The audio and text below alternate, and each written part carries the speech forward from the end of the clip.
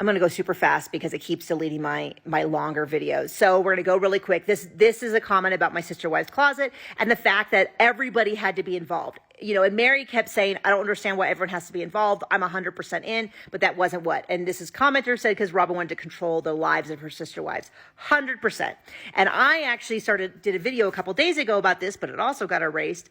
So I'm going to talk about it. I'm going to piggyback on this and talk about, the idea of she wanted to be the head wife, not the only wife, which is a very common comment that people have made over the past couple of years about whether or not Robyn is happy that she won and now has Cody. And the idea is, no, she didn't win because she wanted to play the perfect sister wife. I've been using the phrase that she wanted to cosplay being the perfect sister wife. She wanted to put on sort of the outfit, get all the benefits when it benefited her, and then ditch it when it was inconvenient. Like when it was Cody coming home to put the kids to bed, him good in the morning to get all the kids out so he couldn't be at anyone else's house, to be there, do shopping, all that kind of stuff. And no, I'm not giving Cody an ounce, an iota of pass on this, because every step of the way he was 100% in with Robyn. And when Robyn asked, he was more than happy to do it, even though he knew it was sacrificing his relationships with other people. 100% responsible as well. Okay. So the thing I was thinking about when I see this phrase, the situation I think of is Ari's birthday during the pandemic when they all got together. And I so distinctly remember them sitting at that long table and just looking at the table, seeing the scene and going, everyone's miserable. They're so miserable to be there. And they're there because Robyn, Cody, Ari, whoever, wanted to have a birthday party, wanted everyone there. And so I think Robyn put the pressure on Cody. You got to get everybody there. It's really important to Ari. Now all of a sudden this matters. One of his kids matters. So he puts pressure on the wives.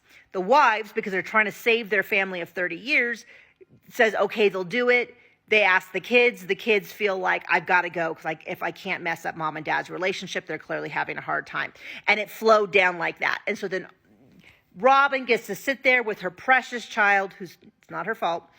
Robyn gets there with her precious child, and everybody, she's the head, sister wife of this family, and all the kids are there, and everyone has to play nice, and everyone has to follow her rules and all of that, and I think she loves it.